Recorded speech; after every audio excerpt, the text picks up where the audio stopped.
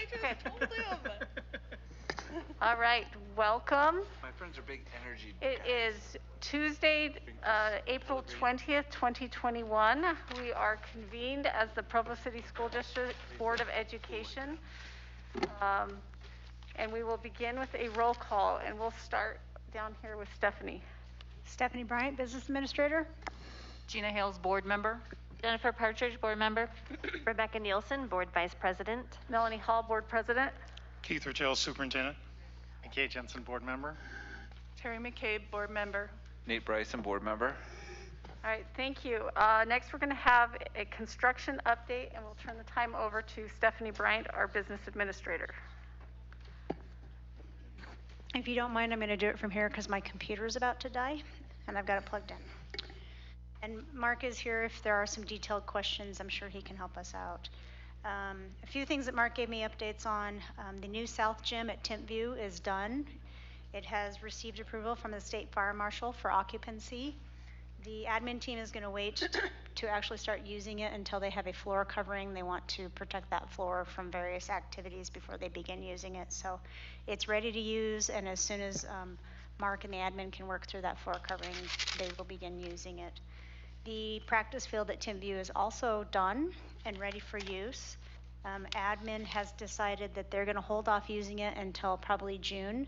They feel like they want to let it have some time to grow and get a little more established before they start putting a lot of activities on it, but it is ready to go as well.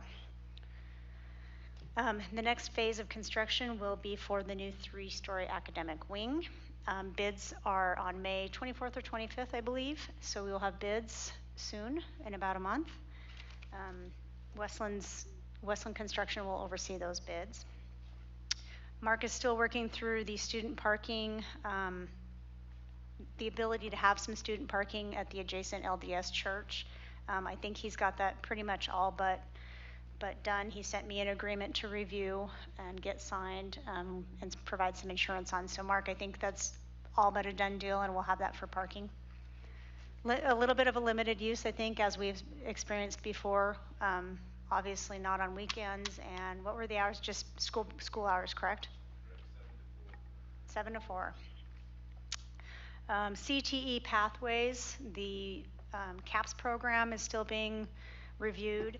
We thought that maybe we'd be able to get some space from a local business. They're not coming through the way we thought they could. They don't have the space available that they thought they did. So we're back to considering a portable up at Grandview for that capstone project. Mark is working through getting new bids on that.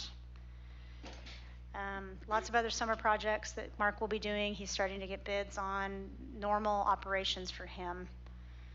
And Stephanie, can I correct you for just 1 minute? It's called CAPS, not capstone, CAPS. It's just CAPS. Oh, it's just CAPS. Okay, CAPS.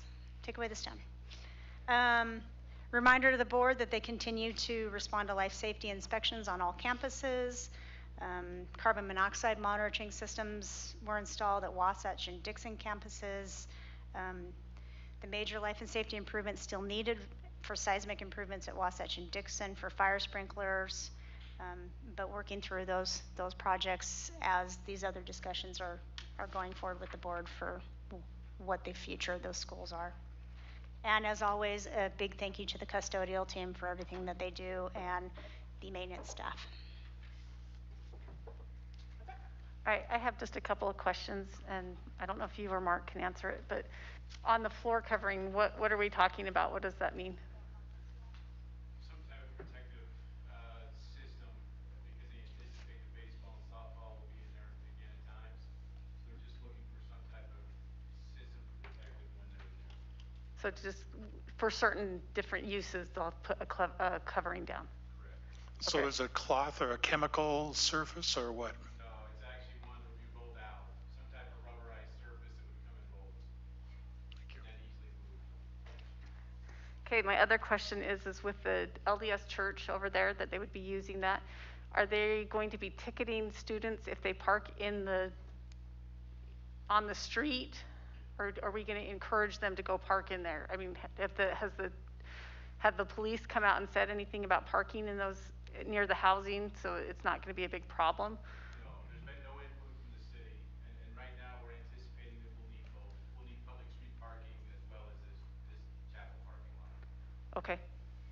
those were my two questions. Are there any other further questions? Go ahead, Jennifer. My question's for Stephanie. Related, but on a little different vein. I don't think we've been in a public meeting since we closed on the bond sale, and I'm wondering if you could share for the public the financials of how that worked. Sure. So we were fortunate enough that the bond sale came at a really good time.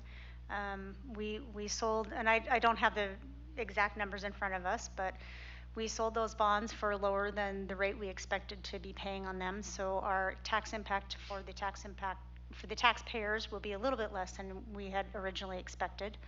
And additionally, we were able to take advantage of some premium because the market is doing so well.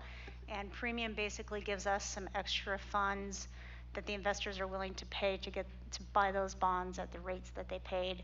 And that is an amount that we do not pay back. So it's almost like free money, not quite, but it's pretty close to some extra money that we don't have to pay back on our par value. So the sale went really well.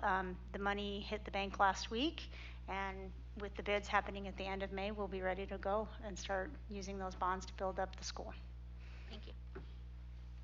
One more question about Timpview. When are the parking lots going to be closed? They'll start site work on that north parking lot sometime in June. Okay, so they'll be open till the end of the year for the students, but okay. Correct. Through the end of May, it'll be available. Mark, Stephanie, at one point we considered possibly having faculty or others parking in some of the extra spaces across the street over at Edgemont. Is that still a possibility, or is that just not there anymore? It's possible. It will be difficult for Edgemont. It'll be pretty limited. It'll be limited. Correct. Thank you. So we're trying to avoid the Edgemont parking lot if we can. Thank you. All right, any other further questions on construction updates? All right, seeing none, we will move forward with facility planning, and I'm going to turn the time over to Keith.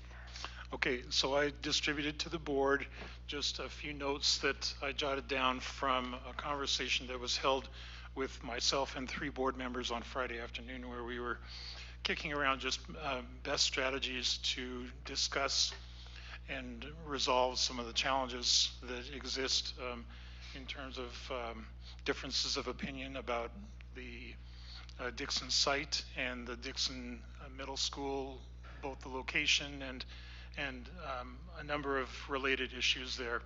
So just, there aren't a lot of public here. Michelle, I think you're our public tonight so far.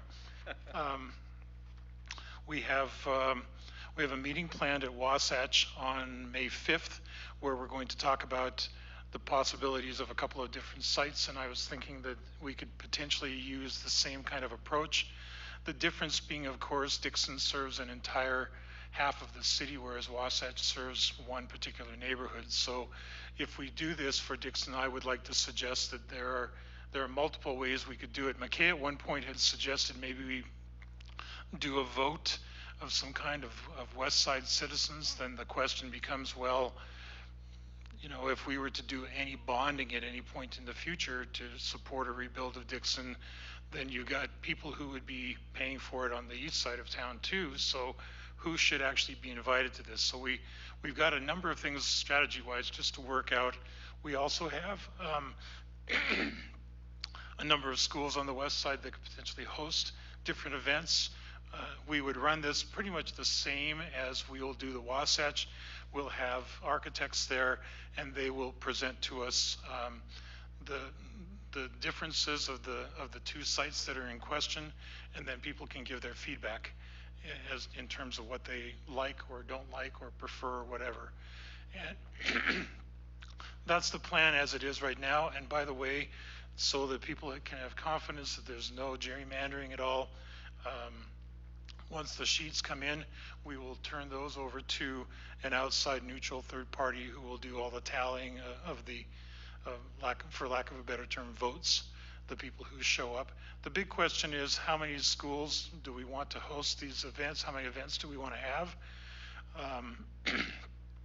Do we want to do those in June, or do we want to, knowing that except for those kids who are involved in summer school, we have perhaps a number of families that are out of town, and so would it be better off to delay it till August when school resumes? There's just a number of technical aspects of this that can be discussed.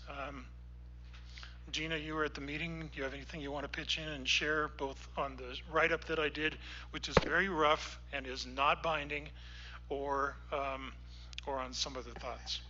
I think it's, want to thank you for extending the same type of a thing that you would for Wasatch to the Dixon neighborhood. I recognize that it can be a very controversial subject, and I think it's very brave of the district to to do this, but I think it's necessary.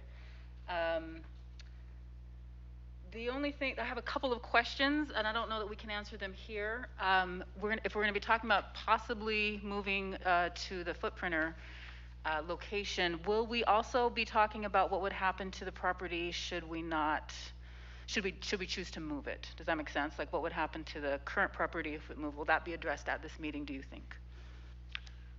Well, I don't know that that's best directed toward me, but I can tell you that in previous discussions the board has had, there's been no intention of doing, of selling it or any of that kind of thing.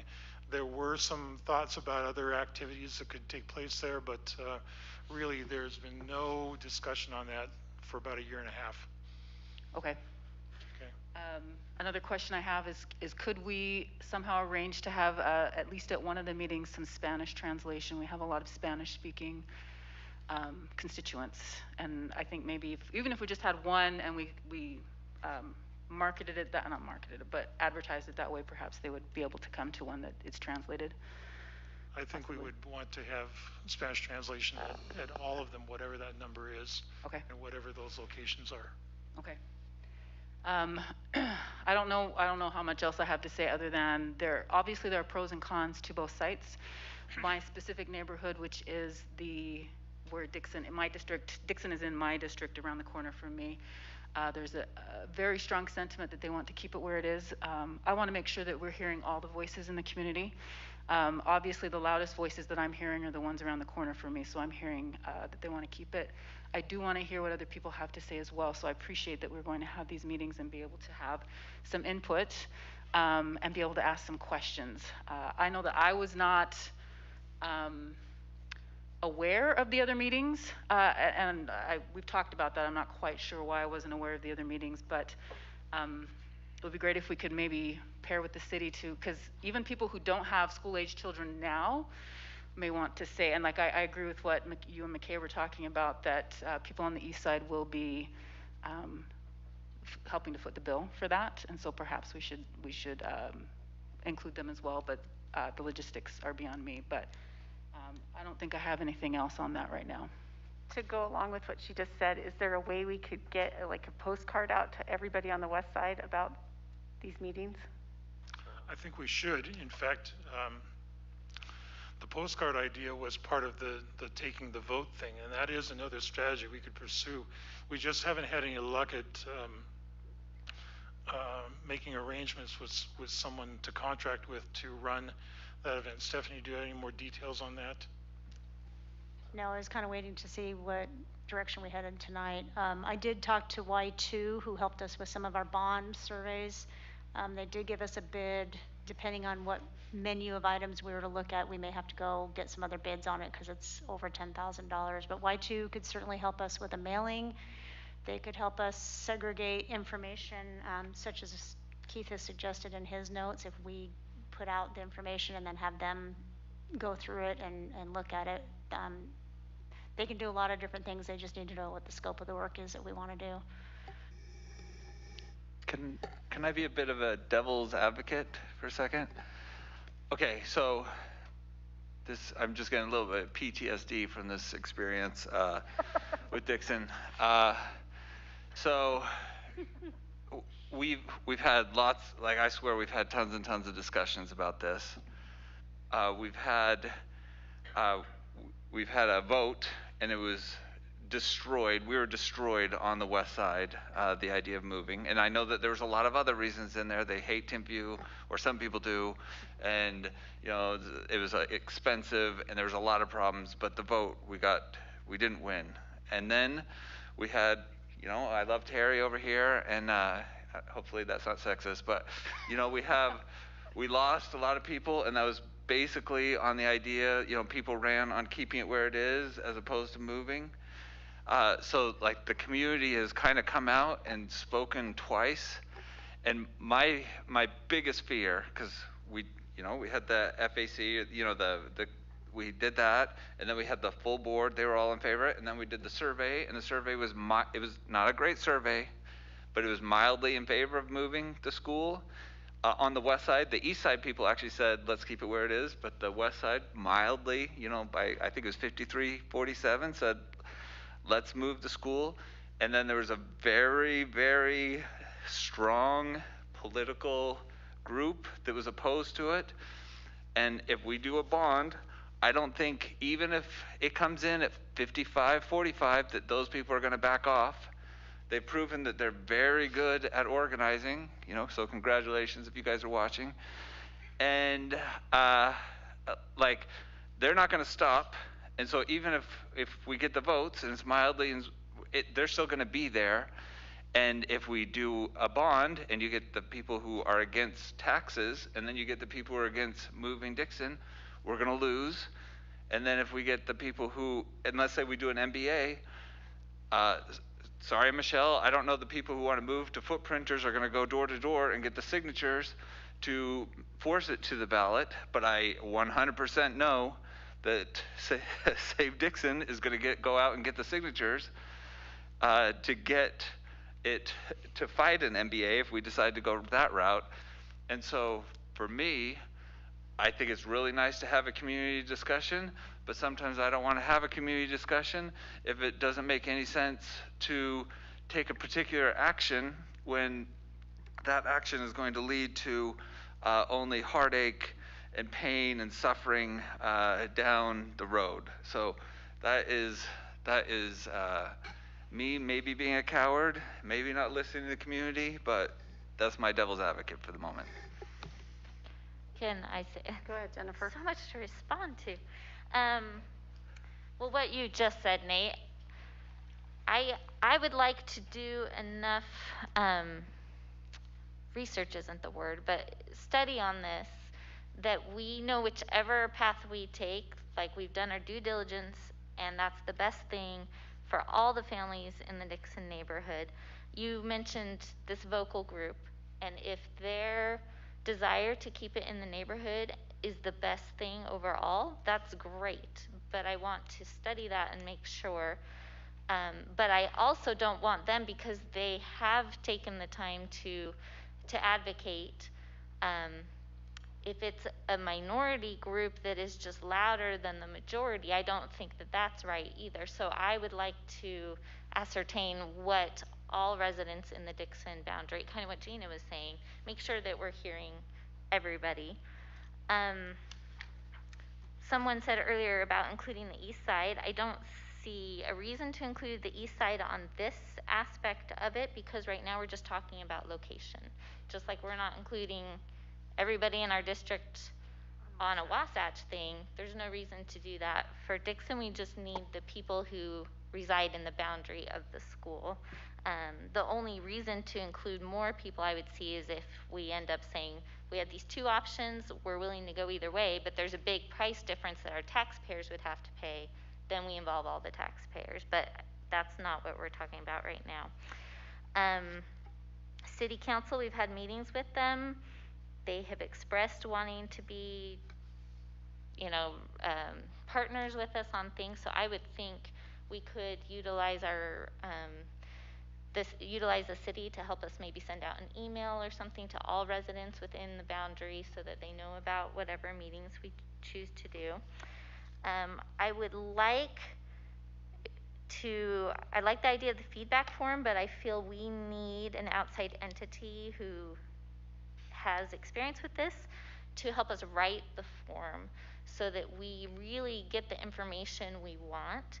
And there are so many factors in the Dixon question, not just the location, but if a person feels strongly about keeping it in the current location, how do they feel about preserving the existing portion versus just a new building? Because then that can be another, factor. So I think we need to have all the options somehow where they can express how they feel on that.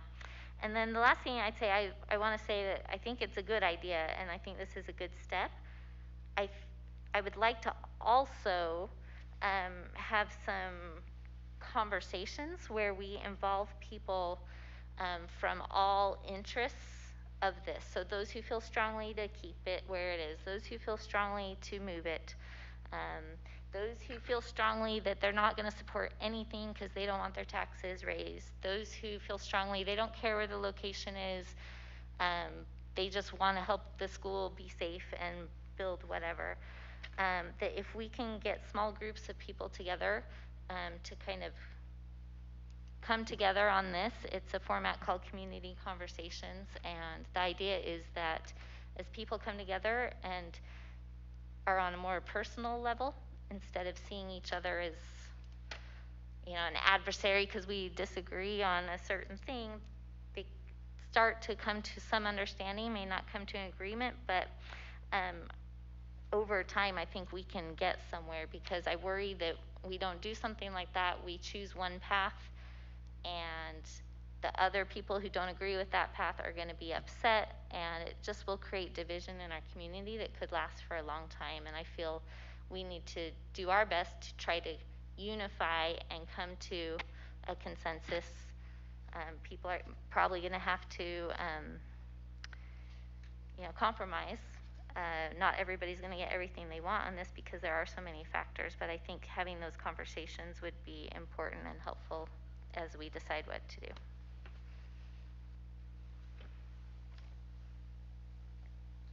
Go ahead, Gina.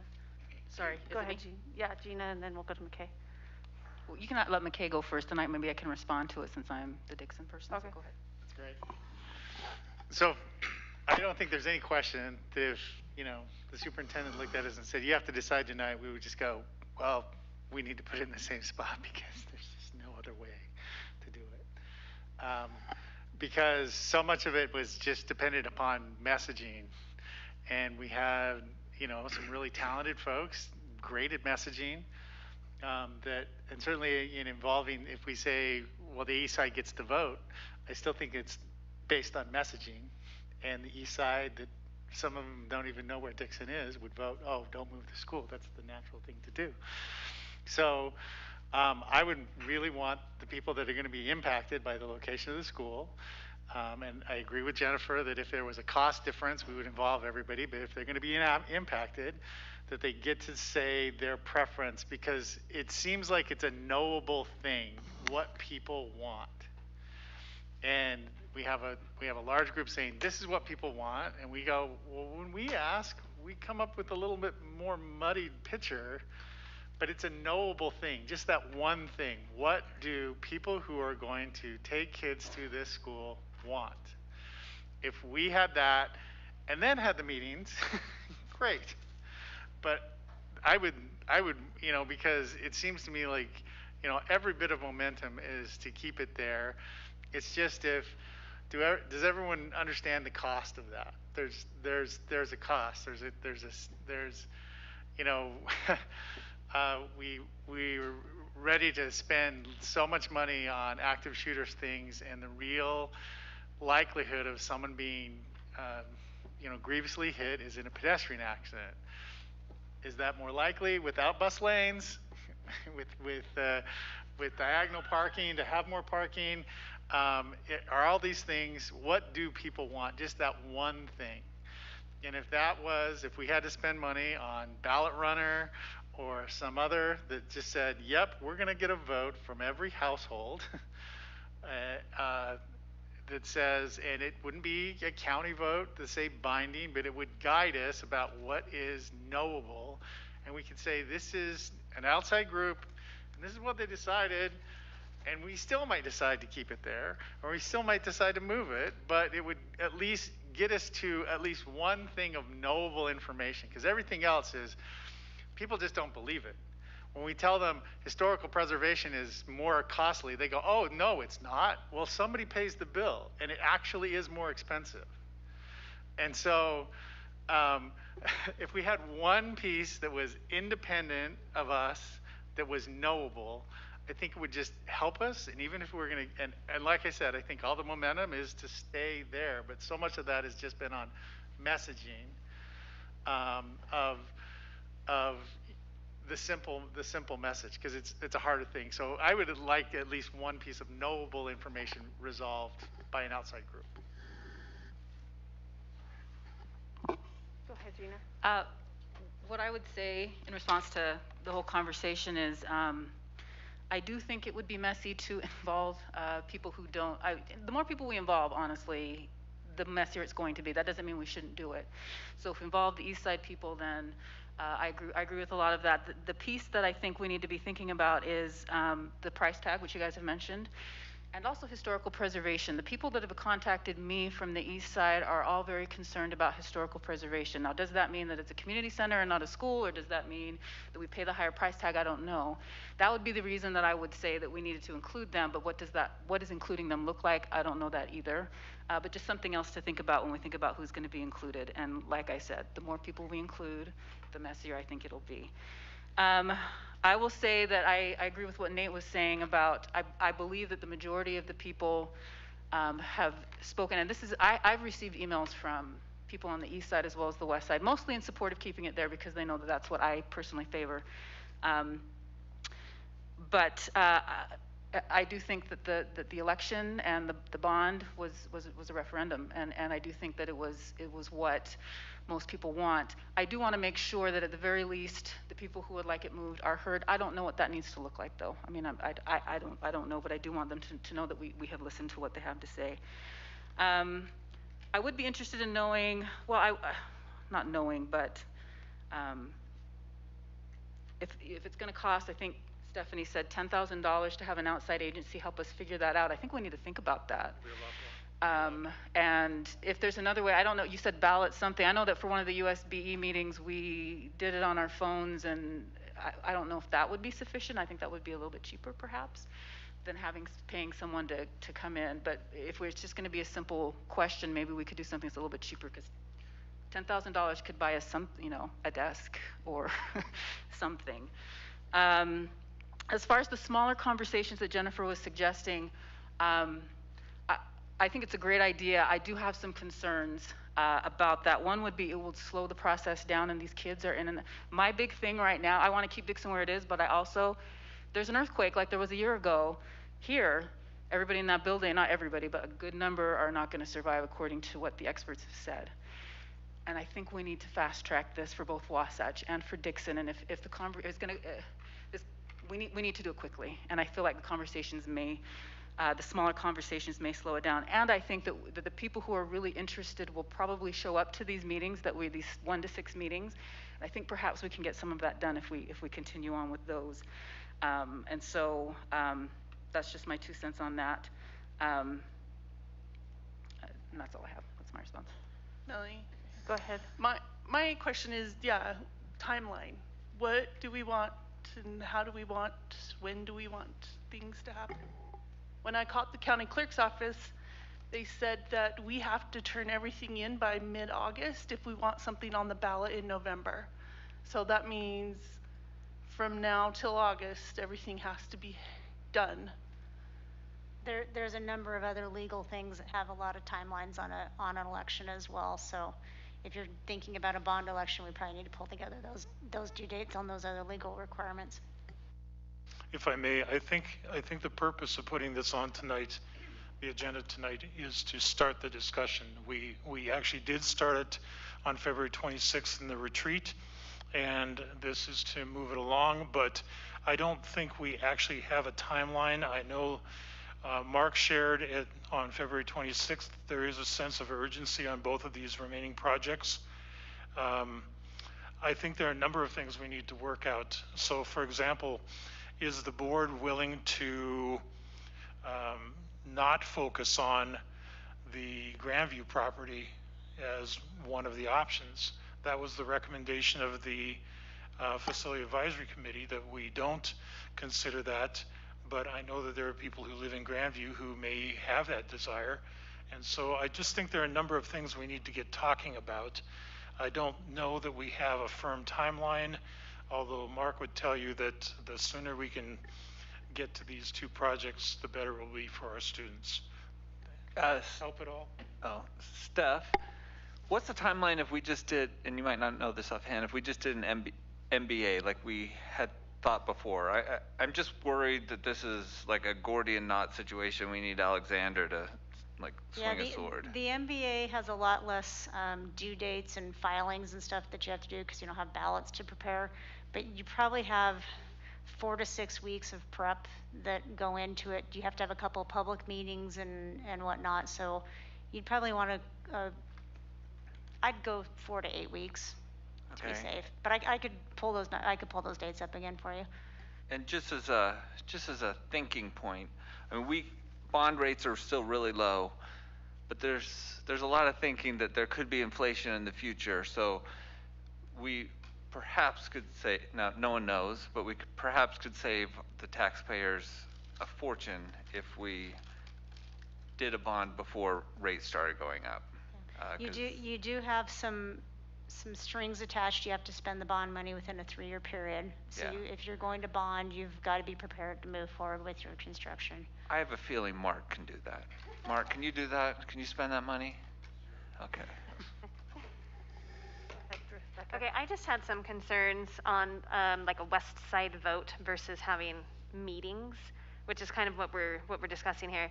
I want to get a really thorough representation of what people think on the entire west side, and I feel like the best way to do that would be through a vote, with every last person allowing a vote. But I worry that whatever way we go about doing that, we're going to be accused of doing it wrong or allowing people to vote too many times, or even if we get an outside agency, we're going to have issues with it. I feel like even the way to officially vote in the U.S. was just ridiculed like crazy, even on this last election. So I worry about that if we decide we want to try and do like a west side vote to see what people want. On the other hand, and so I guess maybe this is just some comments and not necessarily what I feel personally, but on the other hand, if we do meetings, based on the meetings we did on our last bond, we are going to get a very, very small representation of what people really want, because we're going to get very, very poor attendance if it happens anything like it did last time. So I wonder if there's some kind of happy medium where it's more like a west side survey. If we call it a vote, then I think we just set ourselves up for getting ridiculed. But if we do some kind of survey, maybe that gets us a bigger representation of what people think without them having to be in person. I think that's part of the problem with these meetings, is having to come in person is going to be difficult. Like you say, if we do it in June, people are going to be on vacations. Then we're waiting till August. So I just wonder if there's some way we send out an email to everyone on the west side, maybe through Y2, that says here's the pros, here's the cons, and we make sure it's thorough, we make sure everything is really outlined well so they really understand pros and cons, and the context is all there, and we have some kind of mechanism in place to make sure it's only one vote per email, or something of that nature, and maybe that's more of a happy medium than trying to get people to show up in person or trying to have some kind of official vote. Those are my thoughts. Okay, Jennifer? Well, you started to answer what I was going to say. I think the thing about the meetings is that we want to lay out the pros and cons, because we'd like people to know what they're saying yes or no to, right? So it's important before they just say, I prefer this, that they have all the information. So if there were a way, I guess, to do an email where they have to click through some slides before they can get, that would be good. Another thing is we could do some Zoom meetings if we wanted to have meetings. I know the city's been doing that lately with their general plans. Makes it easier for people. Obviously, you still have to make time for something like that, but you don't have to drive anywhere. That could be an option.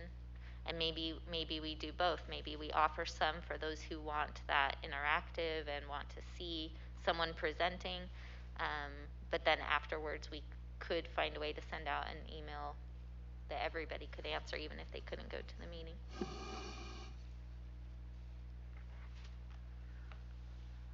Did you have more to say, Nate? Well, yeah, but Okay. never mind. Okay. I just want to say that I agree with McKay that we need to have some sort of concrete evidence and have a voice from everybody, especially on the west side. I think that helps with it. I don't think we do it, and it's going to be expensive. But this is a big price tag place, and we want to get it done right for the city where they want it. So I would be in favor of doing something like that, having some sort of vote. I like the idea of having the couple meetings beforehand to give them some context of pros and cons, and then asking them what their vote is afterwards.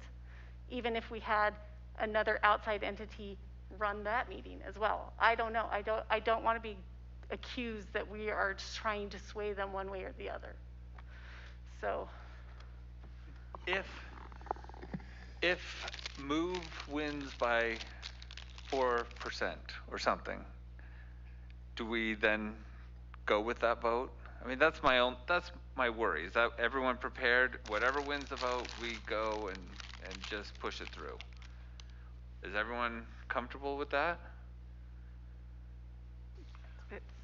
Well, I guess I will just add, as a non-voting member of the panel up here, we don't have to resolve this tonight, but because I moved ahead on the Wasatch, as I said I would back when we met in February, I felt that we should at least have a discussion about what do we need to be addressing and thinking through. That was a question that we considered when we chatted on Friday, Nate, and honestly, I don't know that anyone has a solution to that at the present time. But those are probably some things that we need to talk through and figure out. I mean, look, if in my opinion, and this is just my opinion, my read on what could happen, if the numbers of people who want to vote to move it is overwhelming, then I don't think the board can do anything but there's still the reality that there is a group that really wants it to stay, and they could successfully undermine the bond because they want it where they want it, and I'm not finding fault. I'm just saying those are potential facts. So I just think there's a lot of things that we need to talk through.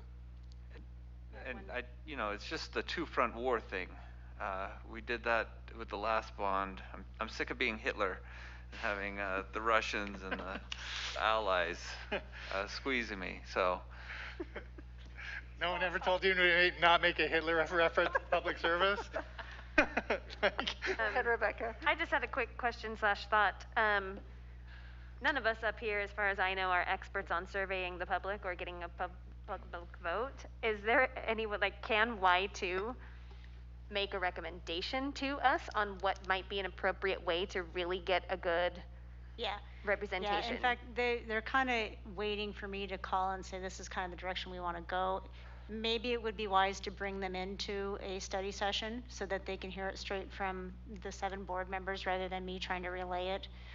They're happy to look at different scopes, different ways to address it. Their biggest question is, what really does the board want to do? So I think your question, Rebecca, is spot on. So yeah, I can't, because I feel like if they come and say, if you do meetings, you're going to sink yourselves before you even get started, then I'll say, fabulous, you're the experts, let's do a survey instead, right? I'm open to that. And if they know better what to do, I say we listen to their recommendation if they can. They and a couple of firms, and we could open an RFP again, like we did a couple years ago with the bond. That's what they do. I mean, they do a lot of bond work with a lot of different school districts.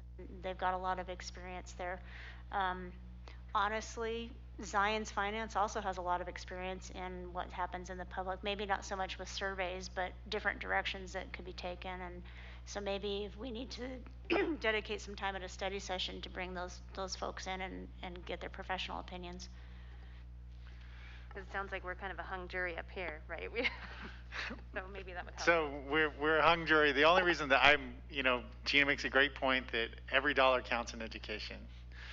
And the only reason that I would be willing to spend the money on that one question is because that's going to determine millions of dollars later on. Because if we do build it on site, we're not just building a school, we're deciding an instructional model and a maximum capacity forever.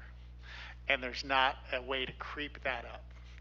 The next thing, so if it's on site, the next thing is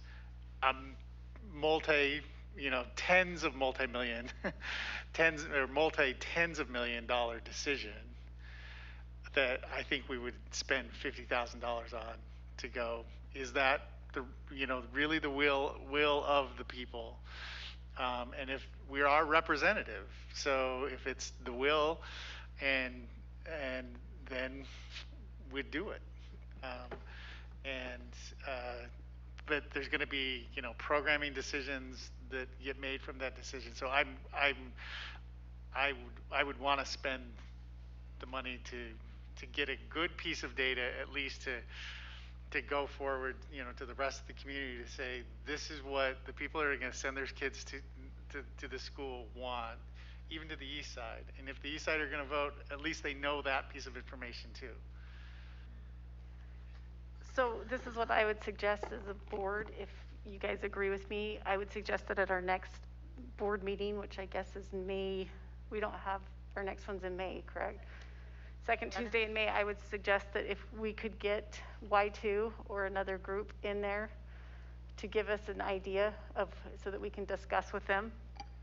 Are you okay with that as a board, if we put that on the study session? Yeah. To discuss the possibility of doing a survey? I think that's great. As long as, Stephanie, when you ask them, we're not asking, I don't want a sampling. I want everybody to have, who has the opportunity, to give it the opportunity and one opportunity to say the opinion of their household. Does that make sense? So Y2K is great at, remember when we said we wanted 1,100, oh no, you only need 200. I don't want a sampling. I want everybody that wants to express their opinion gets to express their opinion. That's the product we're looking for. And be able to do it only one time. Yes. So we could do it a couple different ways.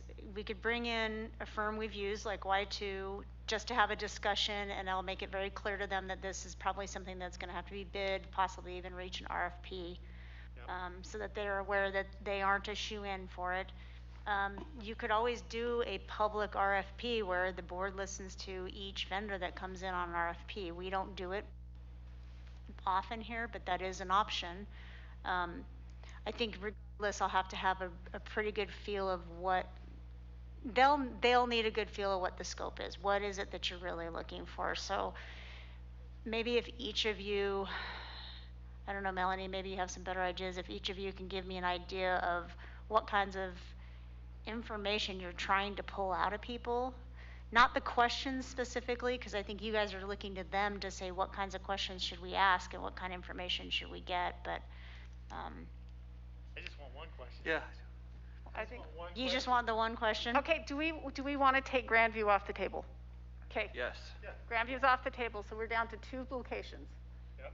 So we're down to, do you want to have it stay at Dixon, Okay. or do you want to move it to Fruit So we're really looking at an A or B option. Yes. That's pretty straightforward. Then it would just come down to, do we proper want to do it contacts. via a mailing? Do we want to do it via internet? Do we want to do it in person? But how do we do that with first providing enough background info that they can make their decision? Yeah. That's what I'm, yeah, it Okay. has to have context. Do we want to wade into the, okay, if you choose you want it to stay in place, are you willing to pay more for that, or is that just completely separate for the historical preservation? I would want to go on the assumption that their budget is the same. Okay. So if it's, if you're going to give up education things, but our budget is the same, and I think that we're going to be protective as a board of education, the dollars go to education. That will be what we collect dollars for. And so I'm under the assumption that the budget is the same. Okay, I'll touch base with Y2 again this week. and see where they're at. I'll take a look at their proposal, because again, their proposal had a menu of items, and this is pretty straightforward, so it probably will fall below the dollar amount suggested. Okay, so you'll have that information. We could probably have even Y2, somebody there on our next study session. Yep, I'll ask them to come to the May study session. Okay, and then we can decide from there if we want to do, have meetings prior to sending that out. Does that sound good? Go ahead. Just a reminder that the May meeting will be held up at Centennial. That's the one where we do the Teacher of the Year recognitions, etc. That's the business meeting. So we can meet here for the study session, and then we can go up to Centennial for the business meeting. Okay. Any other further discussion on this? Okay, thank you. Next, summer school planning. Is that Todd and Alex? Yep, or- I've asked Todd and Alex to come on up and be prepared to share a couple minutes worth of where we are, what's going on, and we've had about 6 or 7 meetings so far. We've divided our planning into elementary and secondary, and we expect this is going to be very big numbers this year. We were really pushing it. So you're going to go first, Alex?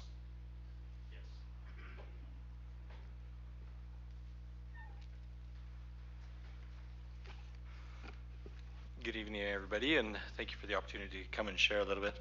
I've been working with each of the elementary schools, and their plans for addressing the needs of summer school are well in the works. And as of right now, all of them have their plans fairly well put together and complete, and are in the process of either sending out invitations or have already sent out their invitations for students to engage in summer school.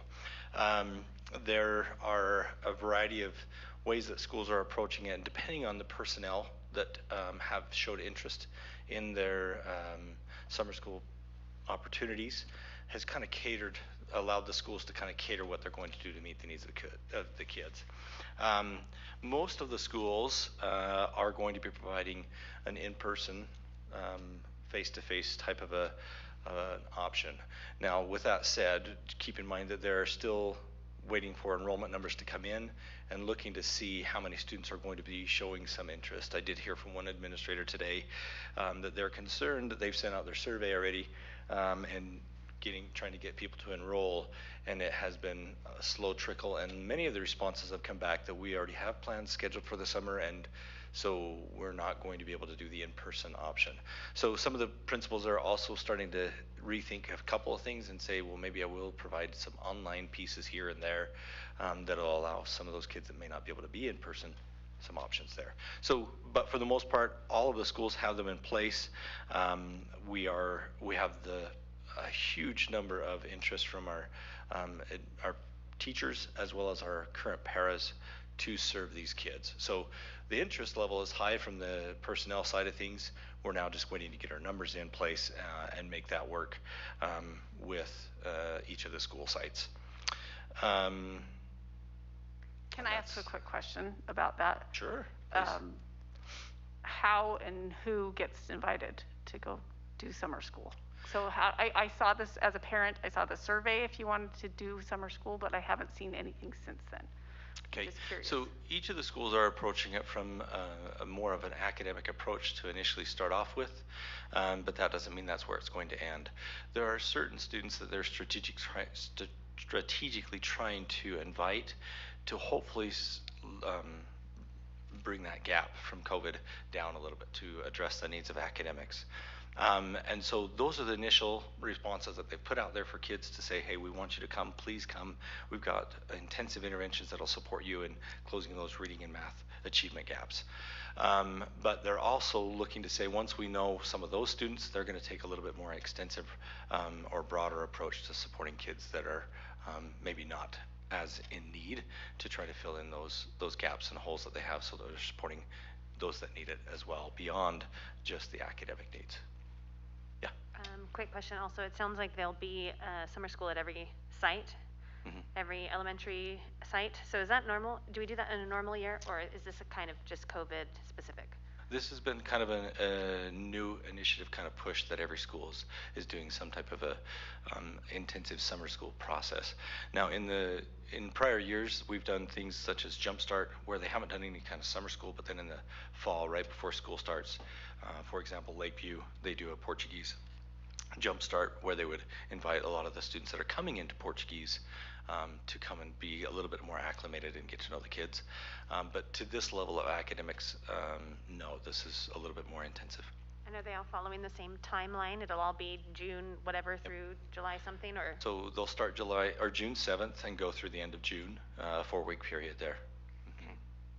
Now, each of the schedules, I mean, for the most part, like Lakeview is one that's doing a little bit more of an online approach. So they're going to be knowing their community and their interest from their teachers.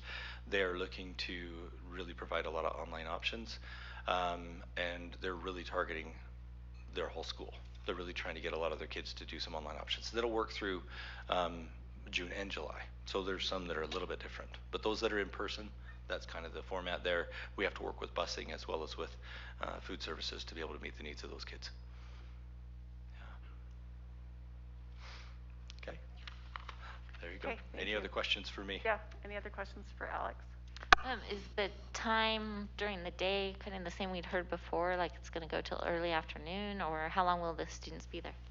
Most of the schools are doing the real heavy focus in the morning on academics, and then in the afternoon they're looking at an hour to an hour and a half of enrichment as a way to kind of give them a broad opportunity. So.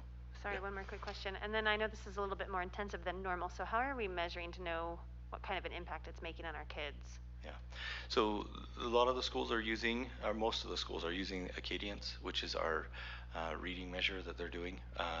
The math will be using some of the into math assessments that we've been working on. So the end of the year literacy assessments that they'll be taking will be kind of what we're basing it off of the needs, and then we'll do another assessment towards the end of there with that same assessment. Yeah. Sorry, and I know you've probably said this. Is it Monday through Friday? Monday through Thursday. Okay. Mm-hmm. Yeah. Anything else for Alex? Thank you. Yeah.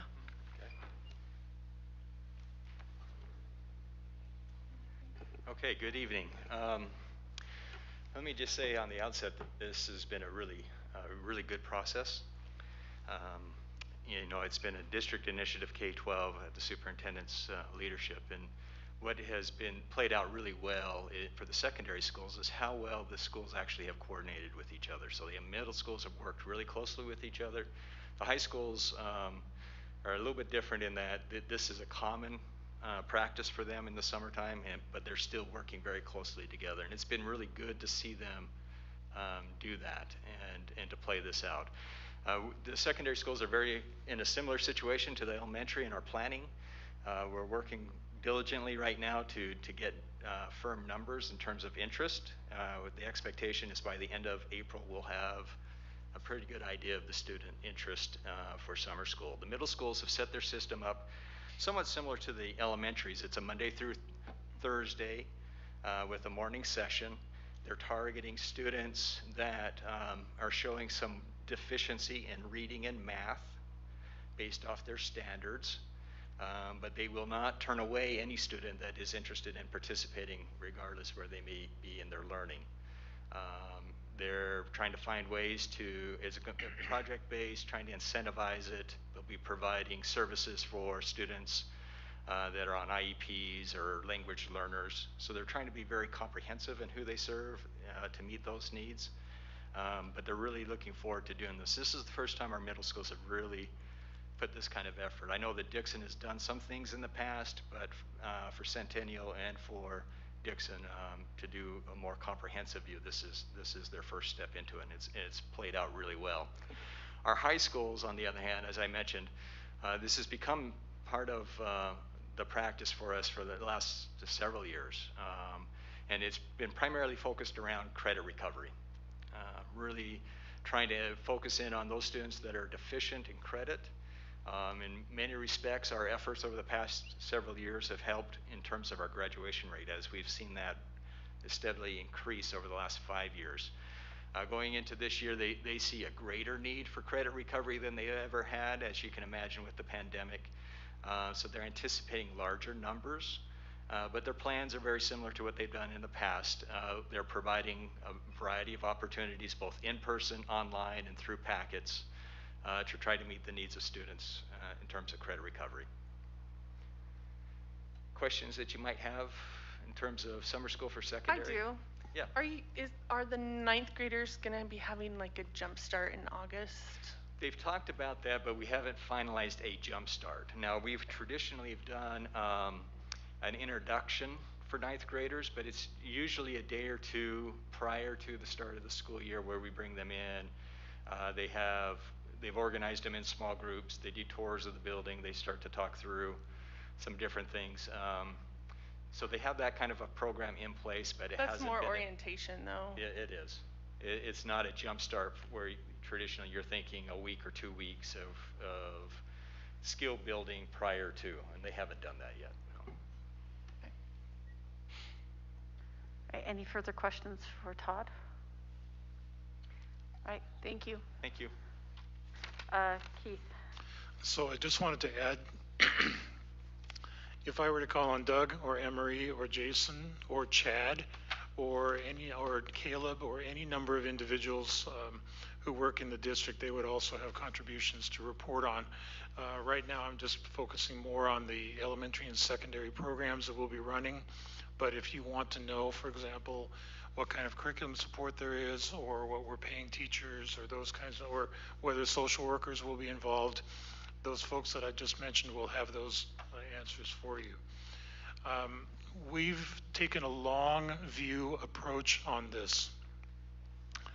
The kind of learning loss that has gone on over the last year or so will not be made up in a month of Monday through Thursday. It will not be. We are going to have to change how we think when we return to school in the fall. And because of the ESSER money that has come in, and it has a deadline for use of September 2022, we're actually planning that the model we're developing and building right now will likely continue into next summer. Well, I shouldn't say continue, but will be run again next summer, because we have the funds to do it, and we know that there will still be some sense of challenges that our students will face even as they go through an entire school year.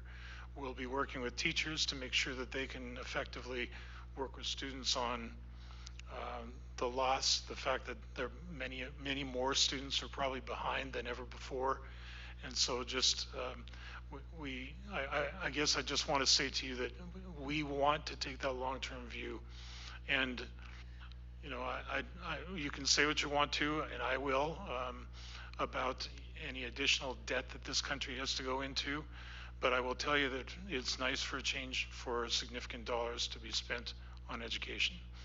And the fact that we have students who are really in need, especially as a result of the pandemic. So we're hoping that that this is an effective way to do it, and we're encouraging parents to get their students involved. Don't forget, if you look at the calendar and say, I can't do that in person, many of our schools, if not all of them, are running online options. So students, if they're going to be able to do so, able to have connectivity through the summertime, that we will be issuing Chromebooks, and we'll be maintaining contact with them over the summer to help them continue to work through filling in that gap. That's all I have. Thank you. Okay, thank you. Any other questions about summer school? All right, moving on. Turn it over to you again, Keith, about the policy. And I will turn it over to Stephanie. All right, thank you. This is the policy at its pretty minor, actually. Let me pull it up so I have it in front of me. 6010, which is our general financial policy. There's a very short edit in the second sentence that says we will meet all related financial compliance. There's a lot of financial compliance that happens in governmental. One of them that came up recently when we sold our bonds was whether or not we had a tax and disclosure compliance procedure for the business administrator to follow. And so I've edited the policy so that we can incorporate the procedure. So if you're comfortable approving that small edit to that policy during the business meeting, that would be great. The bigger piece of this is the procedure, which we generally don't bring to the board, but I did put it on the board meeting because it is fairly extensive. I sent it out to you early so that hopefully you had a chance to at least peruse it. You probably didn't read it word for word without falling asleep.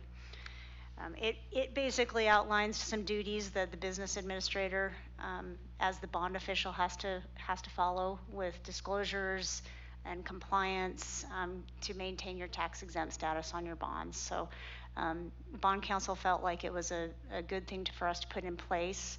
You have to show with your bonds that you're doing those things and that those disclosures and compliances are being met in order to keep that tax exempt status. So it's a fairly lengthy procedure, but in short, it really is kind of falling on the shoulders of your business administrator with the help of our financial analyst or our financial advisors. They do a lot of help keeping me in line with these disclosures and doing a great deal of the work to keep us in line. So just kind of a housekeeping item with the bond sale. And we'd like to make it effective, backdate it to April 13th, since that's when our bond sale hit, which means from April 13th until today, if I wasn't meeting these compliance measures, that we would not be in compliance. Does anyone have any further questions about these policies? I have questions. Go ahead. So on the one that's only 1 page long, and it says, when appropriate, the PCSD will legitimately spend funds in the following order. Is it possible to put a definition to all of these? Because for those taxpayers that don't pay attention to these meetings, they're not really going to know exactly what. Sure. Yeah, I can add a brief description of those categories. Yeah. And then do we have to addend that or at all for tonight? Do we have to do anything?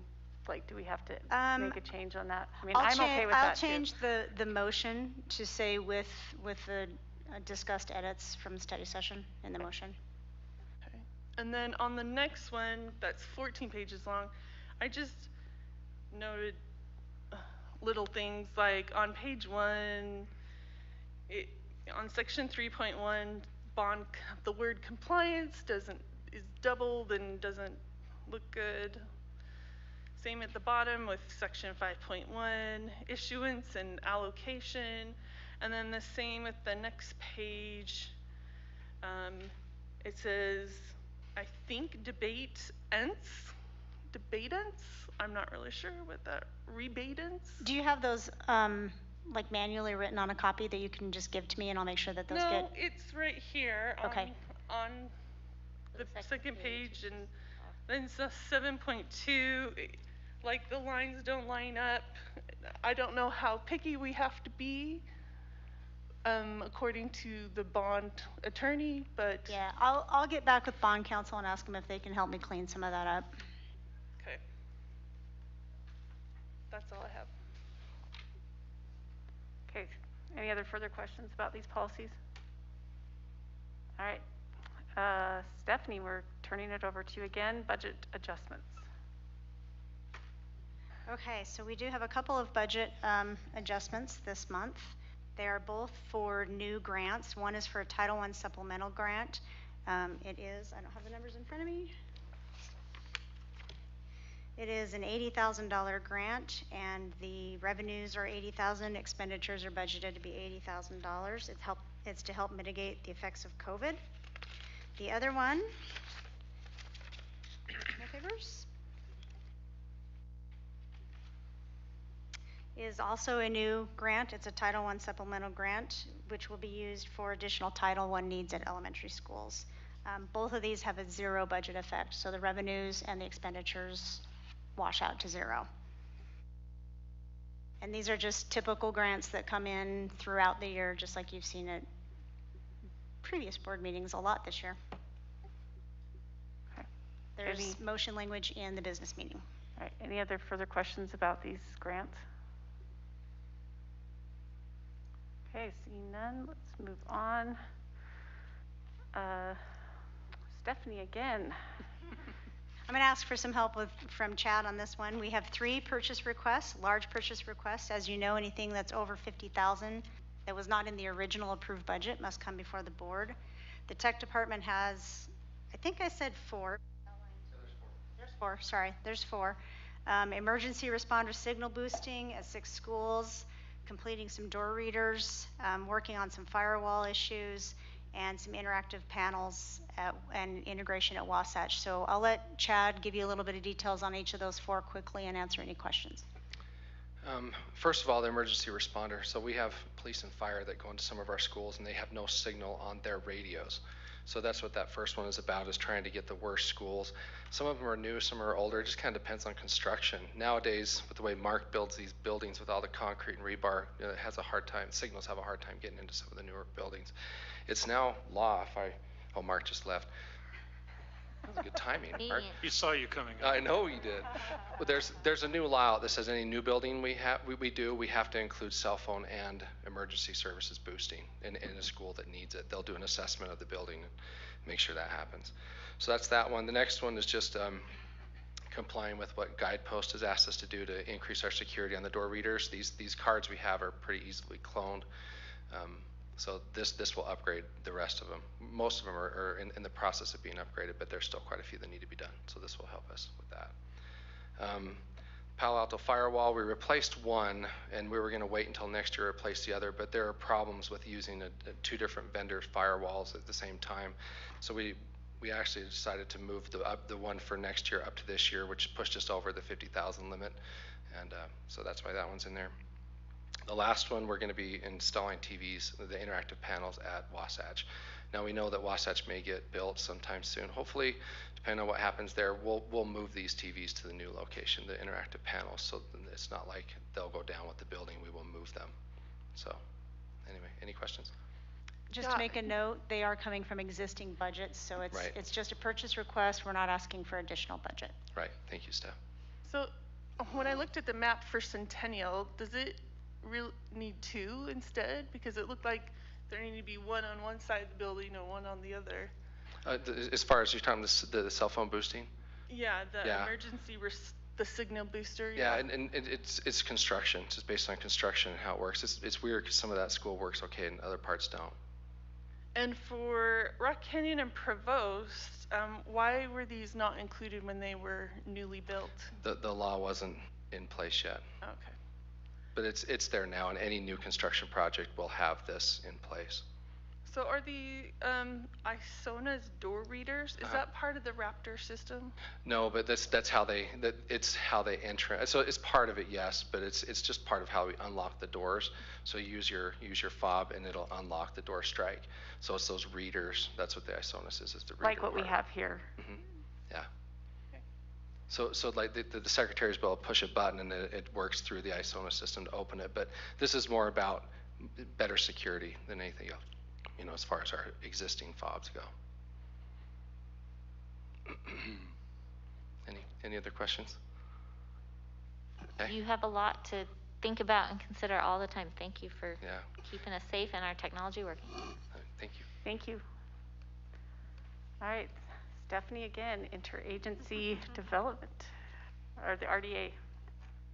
I just saw. I just want to make sure you guys know how much work I do before I'm gone.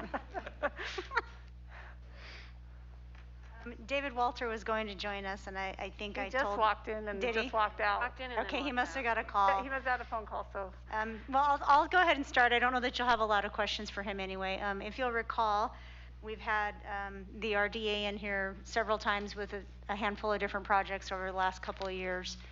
Some of these projects have been kind of ongoing, and they've come to you a couple times on these. Mill Race, for example, and the Mix it's been a little while since they were in front of the board, but when they came in, the board's general direction on that was they supported those agreements. Riverwoods is the Qualtrics RDA that they brought to the board just recently, as well as the Blue Sky, which is the small downtown RDA that they brought in front of the board. So the last step of these RDAs is to actually have the interlocal agreement signed between the redevelopment agency and the school district. Our attorney has reviewed these local agreements. He has to sign them as well.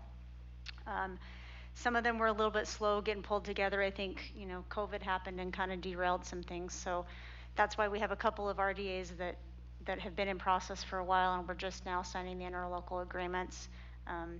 But there's 4 interlocal agreements for those projects for approval tonight.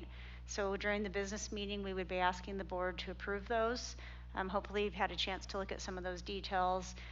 In general, those RDAs will follow our policies, saying we only want a certain participant level, 70 to 75%. We don't want them to exceed a 12-year period. They all have caps on them, so once those caps, those desired revenue amounts are met, even if it's at year 8 or 9, that RDA is done. So these developers don't get additional funds if they get to the point of their ask. And I guess if you have other questions, we may have to wait for David, but hopefully the fact that these have been brought to the board more than once on occasion, you're familiar with them. I have a question for you, Stephanie. So these 4 are within our policy that will not require a policy change at all, right? Correct. Correct. I think that policy, I've sort of, you know, I question that policy sometimes, but I think that actually helps us a lot because it's sort of first come, first serve. This is how much we do. Yep. And once these are so all, I think that's great. Once these have all been placed in effect, I can resend this to you. I think I sent it to you last time that they actually came in to discuss with us.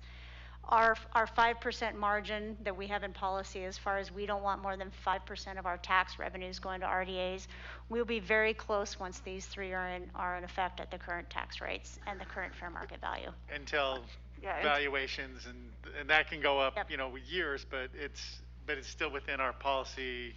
And so and we also have the financial center, which is an older, they were called community development agreements at the time. That expires this year, so that's going to come off. We'll get about $115,000 in income off of that one. So that one's falling off, which helps. But overall, once these zones are all in place, that 5% is, we're about maxed out. Okay. Stephanie, can we add a deadline to the mill race and the mix agreements? For example, they have to start and finish construction by a certain date. And if they don't, then the RDA is void, because I don't want them getting a tax break on an empty lot. So there is a start date in those, and I don't know the 2 start dates off the top of my head. I think they're 21 or 22. So it begins on the start date that's outlined in the agreement, and if it's a 12-year RDA, 12 years from that start date, they're done. So in effect, there is a cutoff on those projects. If they drag their feet to get them started for a few years, that's tax increment that they're giving up. Okay. And David can probably explain that a little bit better if he's able to come in. Because the mix has been sitting there empty for. But we haven't signed anything. Yeah, the mix, if that's why it hasn't come to us for final approval, is they haven't wanted to start the deadline. So our final approval, they know, comes with the deadline. The mix, they actually came to the board, I think it's been 3 or 4 years ago initially, with a much bigger project. And I think what happened with that ultimately was, I think the revamp of University Place Mall kind of took some of their glory away. And some other issues came up, and I think they had to redesign it. So then they came back to the board maybe 2 years ago with their new plan, which was a much smaller tax increment ask, and then that kind of got just backburnered. I believe the RDA, the redevelopment agency, kind of had to backburner that. I think when COVID hit, they weren't pushing their interlocals real hard. But I agree, there's definitely a problem there when they don't get moving on these projects. Do we have a list of the criteria for RDA's applications? Yeah, so we have a policy. And where is it located? It's policy 1940.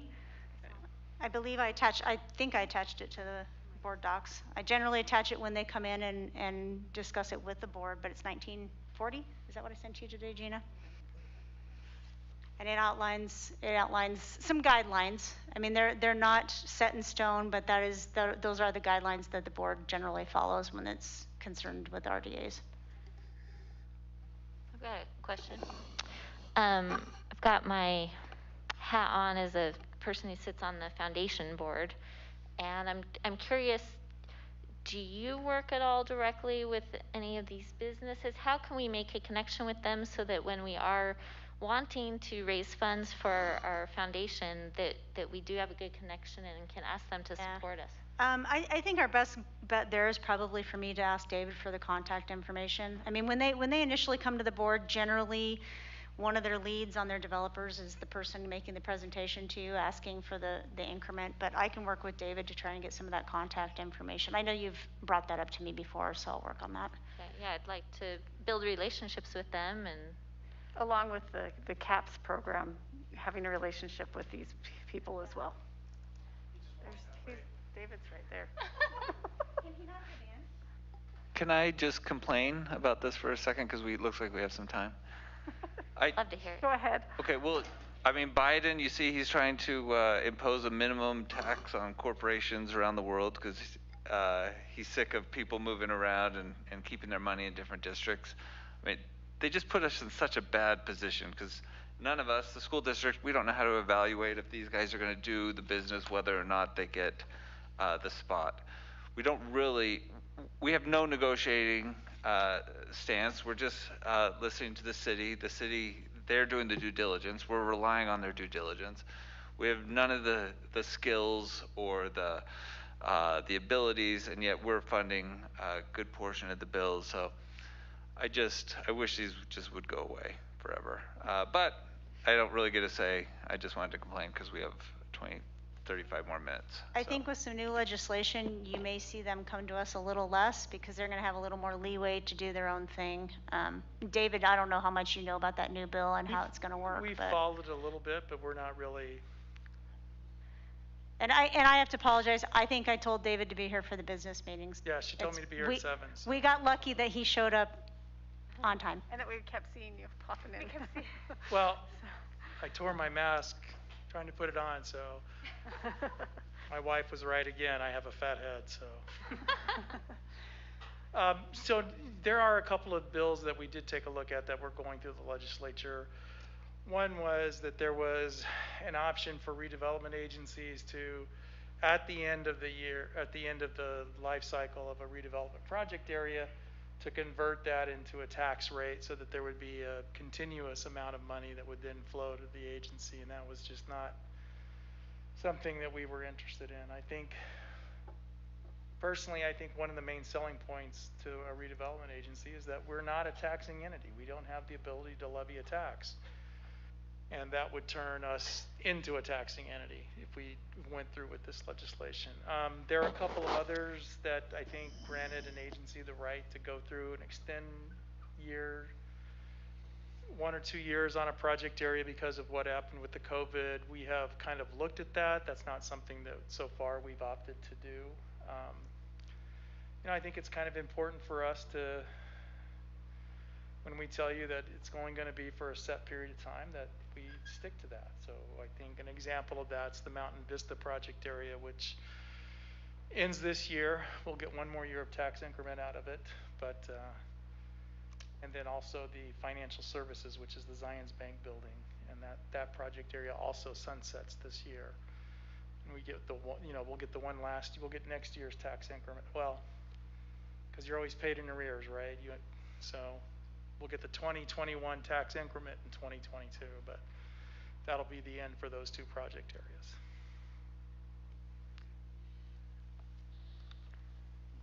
Go ahead, Stephanie. I don't know if any of the questions that were asked before David arrived, if you want more clarification than what I was able to give, or. No. Stephanie, I just wanted to say thank you for when you researched these well, and you wouldn't bring them to us unless you thought it would be in our benefit, so I appreciate that. Thanks. David gives me a lot of data when it's needed, so. I'll go ahead and kind of restate what I said with David here. Sure. Our foundation is always looking for businesses to help support so that we can support our kids better, and so we would love your help making connections with the right people in these businesses. So yeah, I know that when you were kind enough to consider the Duncan Aviation one, they were more than happy to be here. I know PEG Development has said that they would be willing to do it, and I'm sure everyone else that's on the list would be happy to do it as well. So I'd be happy to make those connections. Yeah, if you'll just get those to Stephanie. Sure. So, thank you. Any other questions? All right, thank you very much. Thank you. So we'll have approval at the 7 o'clock business meeting. Would you like David to stay for that, or do you have his questions answered? I'm more than happy, but I already booked the time. He already booked the time because somebody gave him the wrong time. I'm good. I'm good. I don't have any further questions. So. It's up to you. There could be some exciting other things happening. Thank you, David. All right. It'll work. Have a good evening. Thank you. All right, next up is the consent calendar review and questions. Is there any questions about the consent calendar? I do. Okay. So, for all the minutes, have all the changes been made that were suggested by the lawyer?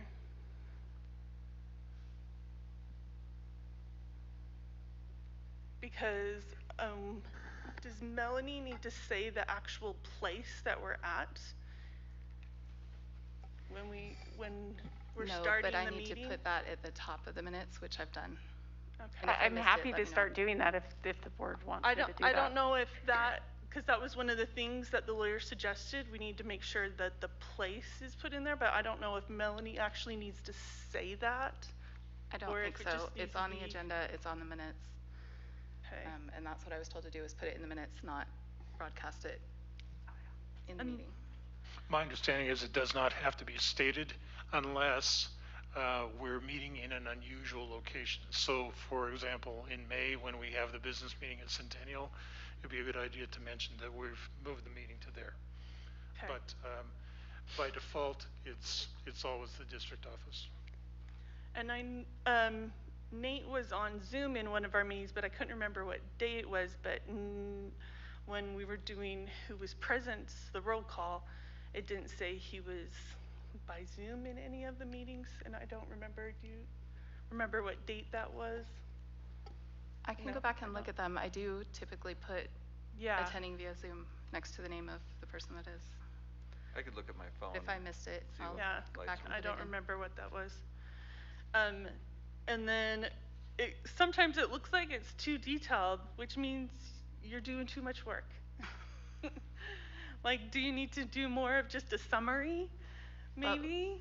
We did ask that, and it kind of was 50-50, so I guess you could do a medium summary.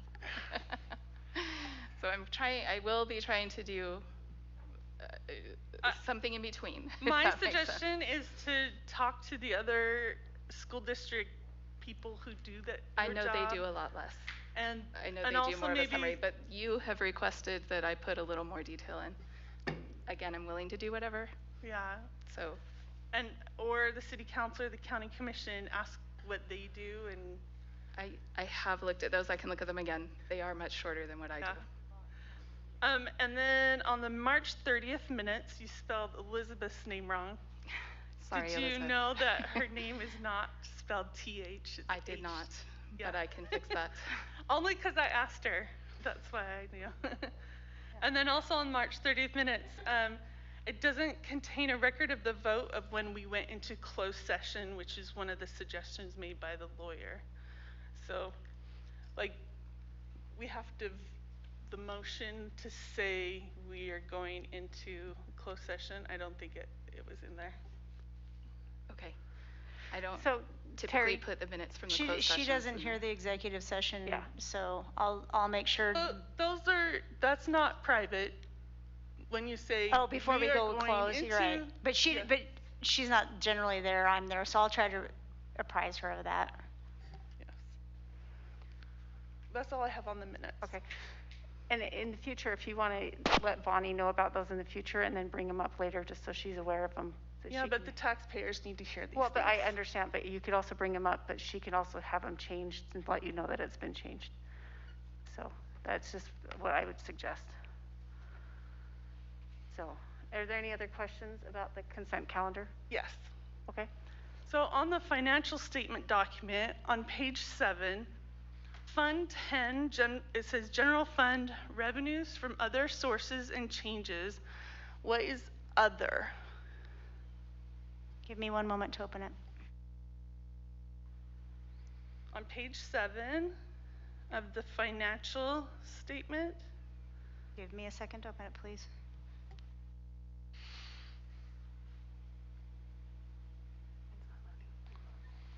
It has a list of revenues. Correct. And it says other sources and changes. So those other sources and changes are generally interest income for the most part. Occasionally we'll have some other small things like lease revenue from the cell towers. It's kind of a miscellaneous mismatch of things. For the most part, that is our interest and our cell tower revenue. Okay, on page 16, it says the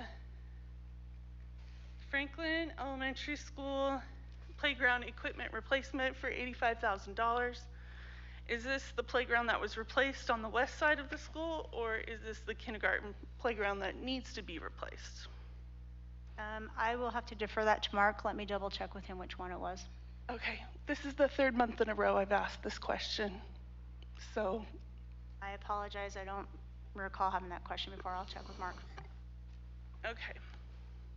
On the warrant report, on page 1, why is there a period in between require?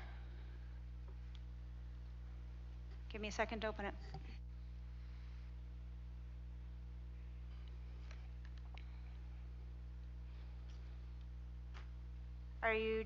Are you on page 1 on the tab? Are you on the large The very first page. Under issue. Yeah.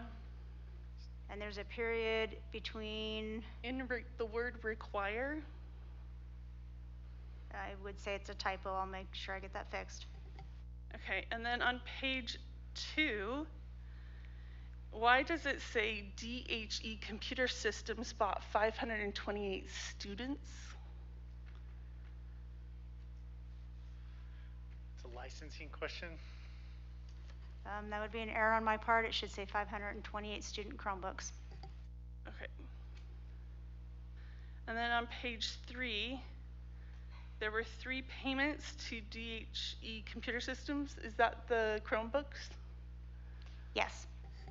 Okay, and then pages 41 through 47, there was a lot of $1,366.94. Is that everyone's bonus that they got from the state legislature? Say that dollar amount. Yeah, 1,300. Yeah, it was pages 41 through 47, so I assume that was. Yep, that would be the net after the taxes and whatnot were taken out. Since it was a lot of pages of the same amount. That's all my questions. Again, Terry, if you have questions about this, please ask them in advance, and then she can have them. I don't have any problem with you asking them in the meeting, just so that she's prepared to answer. That would just be helpful. Well, since I've asked the same question 3 months in a row, that really shouldn't, the answer should have already been happened. I thought Mark provided an answer in an email in between there, so I will get with Mark and I will make sure that gets emailed tonight. Okay, is there any further questions about the consent calendar? All right. And we have upcoming calendar review items. This next Wednesday, we have a Zoom meeting, USB Leadership Development. McKay, do you want to talk anything about that one?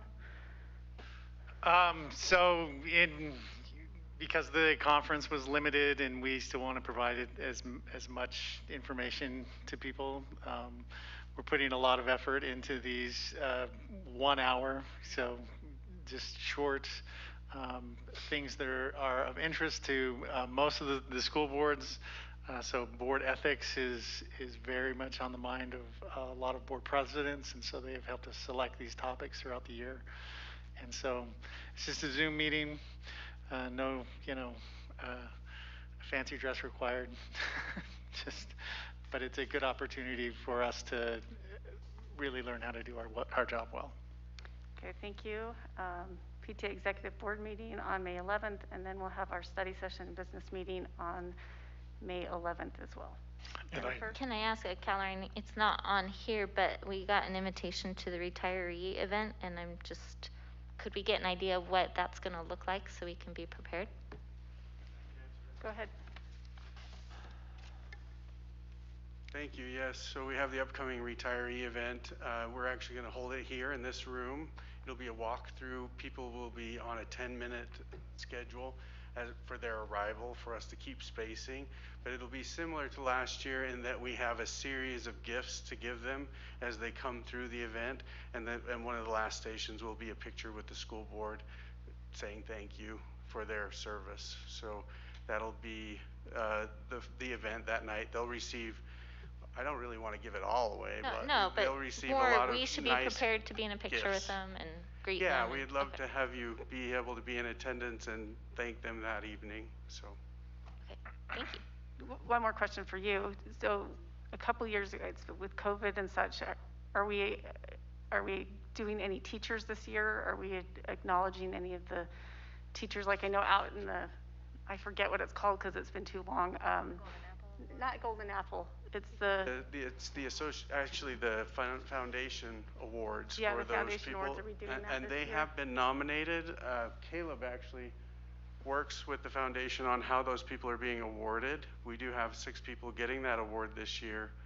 Sorry, Jennifer, if you had any more information to add. Well, Caleb can correct me if I'm wrong, but I believe they said that they're going to award them in their classrooms and give them a gift, but Okay. nothing formal. So nothing formal again this year? Yeah. Okay. And then this next board meeting, we will have all of the teachers, the classified employees of the year, the counselors of the year. There's quite a group coming to be recognized that evening. So that's why we're holding it in the auditorium to have the spacing. But we'll have 20 teachers, 10 classified employees. So there, again, it's a good number. It's a great meeting because we get to thank people for their service. So. Yeah, and I'm glad that we've moved that so that we can accommodate more people for that. So if I may, regarding the study session and business meeting on May 11th, I mentioned earlier the Centennial Middle School auditorium. State law says that board meetings are generally supposed to be held in the same location as the others, so study session and business meetings should be together, but with proper notice that can change. So my question for you is, would you like that to change, or would you like us to find a location at Centennial to hold that study session? Again, remember, we were thinking about possibly getting some agency to come in and present, whether it's Zion's Finance or some other group that could help us with long-term capital facility planning. Any thoughts? I think the one benefit of keeping it all in Centennial is just travel time in between, just efficiency there. Otherwise, it doesn't matter to me personally. Okay. Whatever is most most convenient for staff. Here's a question for Chad. Are we going to be able to Zoom this or YouTube it? Yeah? Okay. And I don't have any problem. I'd rather stay for travel time. Yeah, I think I'd rather have it there if we can. Okay. But not on the stage where we're going to have the business meeting, because it's just hard, I think, to have that formality in a study session. Yeah. If we could find another room there. And if not, because of technology or whatever, then I guess we'll do it on the stage. Okay, so I will, when I meet with Melanie and Rebecca to plan out our next meetings, we'll sort that out, and then we'll get word out to everybody, and also so Bonnie can get that posted publicly. Okay. Thank you. All right. Any other further questions about calendars? One other thing, Todd, do you have graduation dates yet? And plans. If we all put on our calendar. I'd love to hear an update on plans as well, if possible, because I have lots of people asking me. Yes, the dates have been set for some time. They're May 25th, 26th, 27th. I believe it's Provo High, Timpview, and then Independence, but I'd have to double check. I think it's Timpview's the 25th.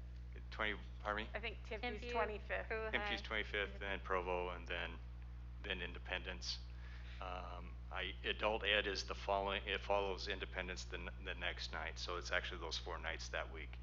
Working with the larger high schools, we're currently looking at using their football stadiums In fact, I was at Timpview this morning. I'll be at Provo High tomorrow morning, walking the facility, checking the sound system. They have contingency plans to move them indoors if the weather turns poor, but we're moving forward. So traditional ceremony, any kind of additional drive-through, or just the one traditional? They're working this through with their student leadership, and both schools heard pretty clearly from their student leadership they'd like to do a mix. I think last year was, given the circumstances, it went over very well with the community, so there are parts of their student body that really like that idea of just the drive-through. But they also heard very clearly that there are those that missed the formal ceremony. So they're trying to balance that out. Both the large schools have talked about more than one type of event. I don't want to say event, but an activity to honor the seniors. Just for us, normally a board member speaks at those. Will they be speaking at that, or will it be done virtually? Well, it will be if it's a formal in the football stadium, it'll be more like a traditional with speakers and so forth. But I'll work with them on the final agenda. I haven't seen what their program looks like yet. Okay. And then I'll communicate with the board. All right. Any other further questions about that? Okay, just a reminder, I'm speaking at Timpview. Who's Provo High this year? I'm Provo High. So Jennifer's at Provo High. Who's doing Independence? Gina is right. Gina. And Terry, were you doing adult ed? Okay, great. Yep. So you can anticipate communication from me once I see their programs. Okay, thank you. Thank you. All right, is there a motion to adjourn? So moved. Okay, we will convene back here at 7 p.m.